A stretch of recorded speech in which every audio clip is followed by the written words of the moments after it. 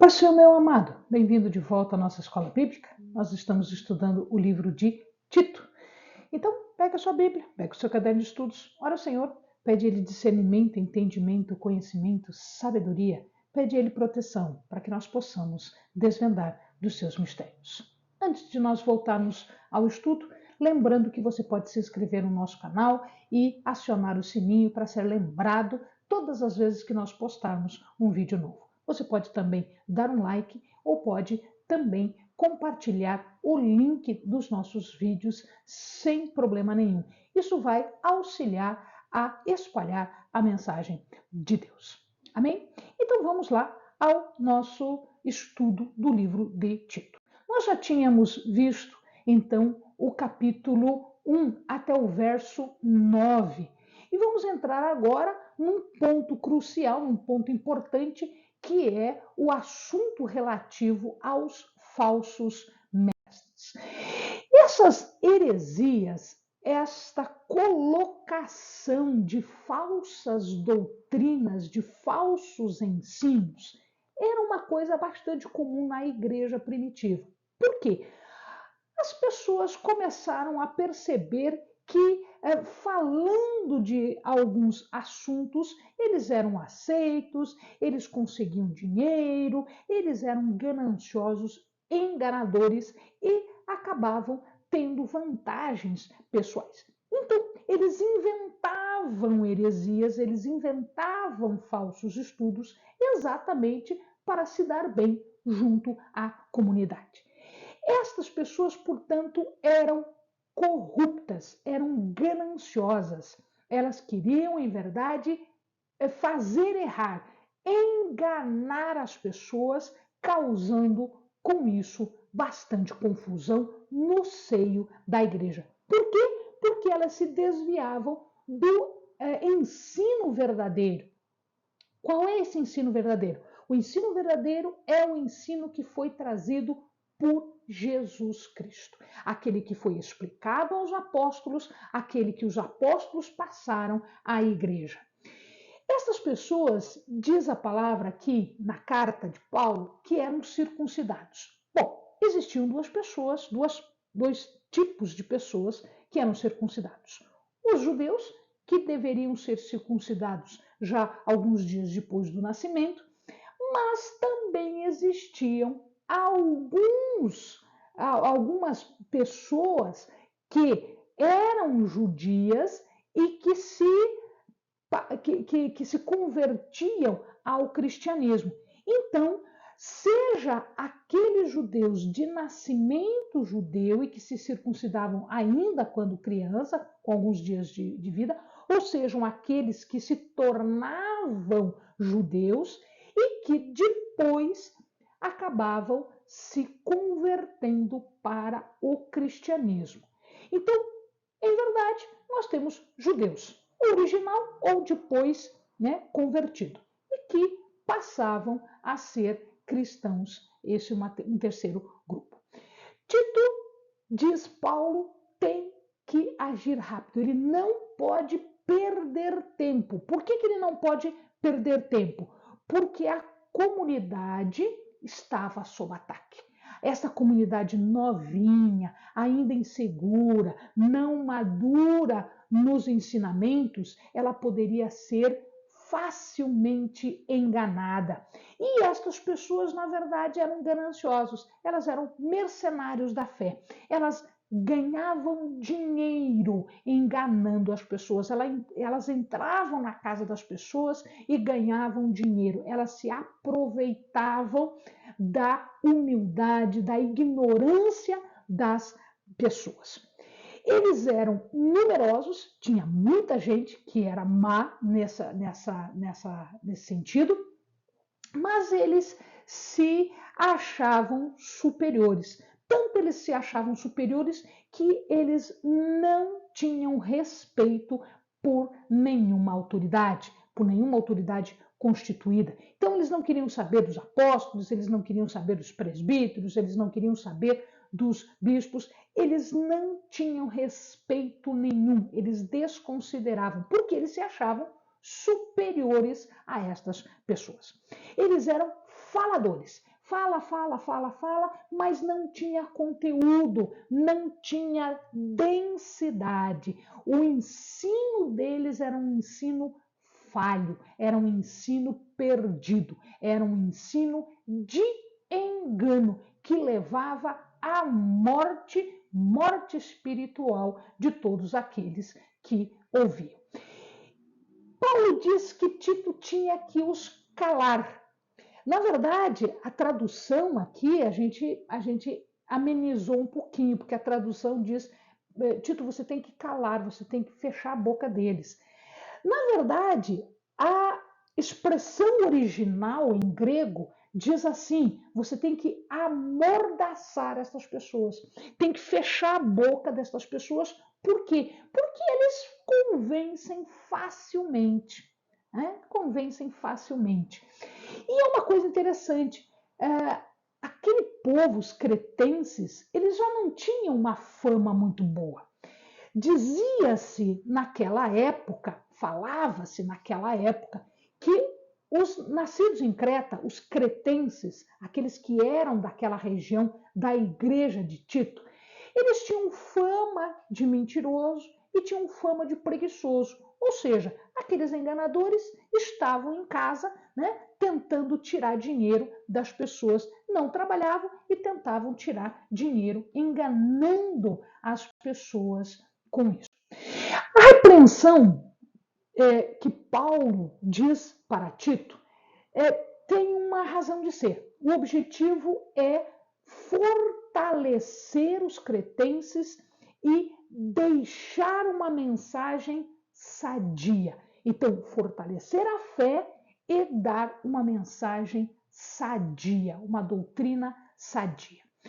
Ele fala que a gente não tem ideia do que sejam estas mensagens, porque não ficou para nós. Tanto é que depois, mais para frente, todos esses livros, esses escritos destas heresias acabam sendo destruídas numa época posterior. Então a gente não sabe com certeza o que é que ficou, o que é que tinha nessa mensagem. O que ficou para nós é a crítica dessa mensagem. Então aqui Paulo diz o seguinte: eles se entregam a fábulas. Fábulas são mitos judaicos. São coisas que os judeus discutiam e que não tinham nenhum fundamento na lei de Moisés ou na tradição oral. Então, lembra, não tinha nenhum fundamento no Pentateuco, na Torá, nas leis que Moisés deixou, nem nas tradições que eram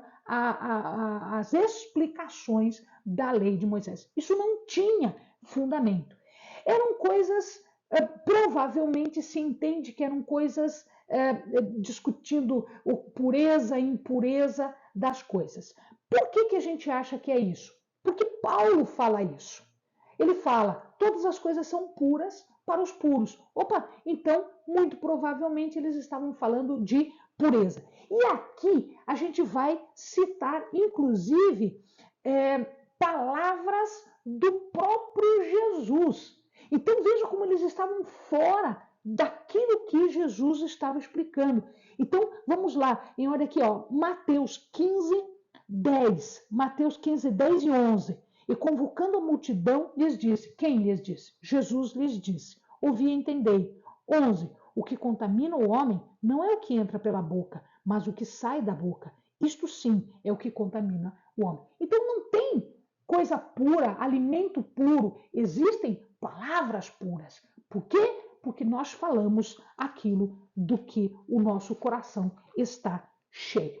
Ele fala também em Marcos 7,15. Marcos 7,15 diz assim: ouvi-me vós todos e compreendei. Nada há fora do homem que entrando nele o possa contaminar, mas é o que sai dele que o contamina. O que ele está falando? Ele está falando das coisas que nós estamos falando, as coisas que nós estamos dizendo, porque o nosso coração está corrompido, porque nós falamos aquilo do qual o coração está cheio. Então, não é esse alimento, aquele alimento, não é isso. É a nossa palavra, é o ensino errado. É isso que Paulo está dizendo aqui com base no ensinamento de Jesus. Mas ele já tinha dito isso também em Romanos 14. Lá em Romanos 14, se o amado observar, diz ali, ele fala, o capítulo 14 de Romanos, ele fala sobre tolerância com aqueles que são fracos na fé. Então, ele diz assim, no 2, um crê que tudo se pode comer e o outro, que é fraco, come legumes. 3, o que come não despreze o que não come, e o que não come não julgue o que come, pois Deus o recebeu por seu. Então não tem essa coisa de pureza e impureza alimentar mais. Pedro já tinha dito isso. Lucas conta essa história lá em Atos. Quem és tu que julga o servo alheio para seu próprio senhor? Ele está em pé ou cai, e estará firme, pois poderoso é Deus para o firmar. Ou seja, nós temos que nos centrar, nós temos que nos fundamentar em Cristo, em Deus, e não naquilo que as pessoas estão falando, que é, além de tudo, uma falsa doutrina. Não está em conformidade com Jesus, não está em conformidade com Pedro, não está em conformidade com Paulo, né? Eles se diziam que eram superiores, porque gnose, conhecimento, só nós sabemos a verdade, só nós temos acesso ao conhecimento. Cuidado com pessoas que se acham, né, conhecedoras bastante, que se acham superiores, porque só elas sabem, só elas isso, só elas aquilo. Paulo diz, vocês são tolos. Vocês não são o que estão dizendo. Primeiro, vocês não sabem nem o que está escrito na lei. Vocês se acham conhecedores, mas vocês não conseguem entender o que está escrito na lei. Vocês não fazem, vocês não provam que conhecem com as suas atitudes, porque nós provamos o que nós conhecemos pelas atitudes que nós temos. Vocês são presunçosos, vocês são abomináveis, vocês são desobedientes. Em uma palavra, vocês estão reprovados. Porque se você não consegue fazer o que é certo, não adianta você dizer que conhece se você não faz o que é certo. Depois, ele passa a falar, a partir do verso 1 até o verso 10 do capítulo 2, ele começa a falar agora sobre os conselhos para algumas classes. Então, ele não dá conselho em geral, ele dá conselho específico para cada conjunto de pessoas. Ele começa a falar sobre os idosos. Então, eles deveriam ser temperantes, ou seja, ele não pode ser, sem controle. Ele tem que ter um controle próprio, ele não pode se zangar facilmente, ele não pode se irritar facilmente. Não, ele tem que ser temperado, ele tem que ser centrado, ele tem que ter controle próprio. Ele deve ser respeitável e sensato. Significa dizer, significa que nós estamos falando aqui de uma seriedade moral no comportamento. Aquilo que eu estou fazendo, aquele que é o meu comportamento, as minhas ações, as minhas atitudes, elas devem estar em consonância, em equilíbrio com o que é interno. Se eu sou santo e justo, se eu tenho piedade, então aquela minha intenção interna de santidade, de justiça, de piedade, significa que o meu comportamento é respeitável, é sensato, é um comportamento externo adequado à minha índole interna. Deve ser sadio na fé, ter uma fé correta, um amor correto, uma constância. E aí, Paulo está falando aquilo que ele diz lá em Gálatas 5:22. Lá em Gálatas, ele fala sobre os frutos do Espírito. Depois o amado, com calma, vai lá e lê, né, o capítulo 5 de Gálatas, e numa parte ele começa a falar dos frutos do Espírito. E ele fala exatamente isso, que quando nós estamos na direção do Espírito Santo, nós temos algumas características. Essas características são os chamados frutos do Espírito Santo. No caso aqui, ele fala de fé, de amor e de constância, ou seja, lealdade, fidelidade nesse amor e nesse ensinamento correto. Ele fala também sobre as mulheres, e aqui ele divide mulheres idosas de mulheres mais novas. Depois ele vai falar dos homens mais novos também. Então, as mulheres idosas deveriam ser sérias, não ser dadas ao álcool ou à calúnia, falar mal das pessoas, caluniar as pessoas, não ser dadas a bebedices, e elas deveriam ser mestras do bem. O que significa ser mestra do bem? Significa dizer que elas deveriam ensinar, elas deveriam aconselhar, elas deveriam encorajar, elas deveriam dar bons exemplos às mulheres mais novas. E já na sequência ele fala que estas mulheres mais novas, ouvindo as mulheres mais idosas, deveriam ser sensatas, controladas, honestas, boas donas de casa, bondosas e sujeitas aos seus maridos. Naquela época, essa sujeição ao cabeça do casal, né, era uma coisa importante. Hoje nós temos uma ideia um pouco diferente, mas não desviando ao respeito e à sujeição que a Bíblia nos mostra. Os moços, já na sequência, né, então ele falou do idoso, ele falou da idosa, ele falou da moça mais jovem, aqui está falando dos moços. Ele fala, então, que eles deveriam ser autocontrolados, sensatos. Se o amado percebe, o controle e a sensatez, ela é para todo mundo. Até porque, se nós formos ver nas parábolas, nós vamos ver que os insensatos, os tolos, são condenados e eles não têm um bom final. Né? Então, eles devem ter, né, autocontrole e sensato. Tito deveria ser o padrão das boas obras. Então, se Tito era o exemplo, aqueles moços deveriam olhar para o exemplo de Tito. Quem está à frente de um ministério tem que dar o exemplo, tem que ser o padrão para estas pessoas. Eles deveriam ser íntegros, com pureza de motivo, sem ganância, sem arrogância, sem querer, né, se dar bem e ganhar dinheiro com base em alguma dessas atitudes que deveriam ser normais e não feitas por dinheiro. Eles deveriam ter reverência, ou seja, ter uma moralidade, um respeito aos mais velhos, um respeito às pessoas, né?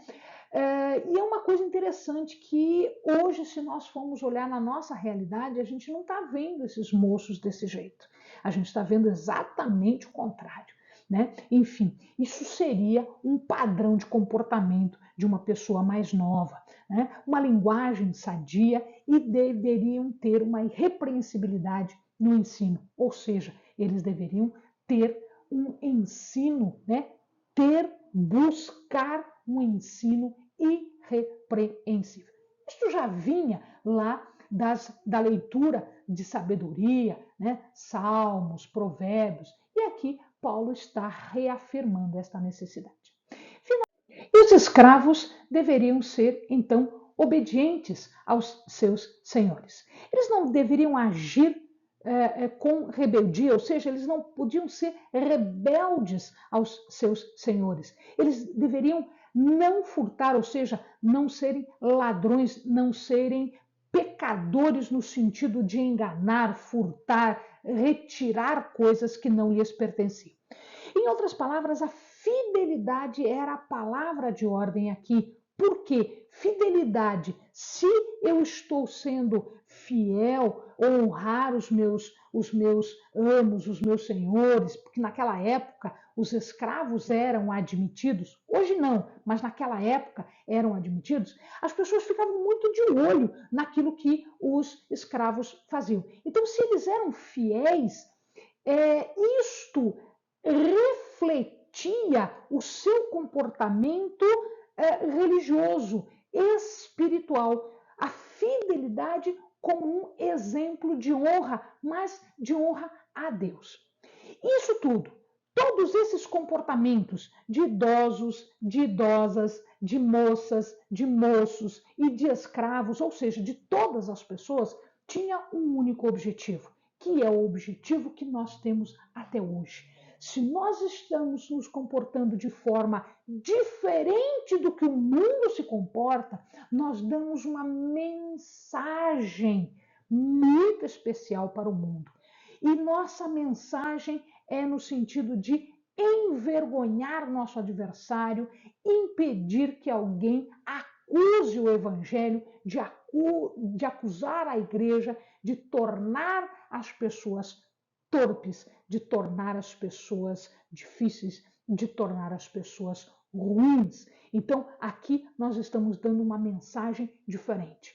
Ser da igreja, ser crente, ser de honra e glória ao nosso Deus, né, significa dizer que nós nos separamos desse comportamento errado do mundo. Nós temos um comportamento fiel, nós temos um comportamento exemplar. Nós servimos de testemunho a todas as pessoas, à sociedade.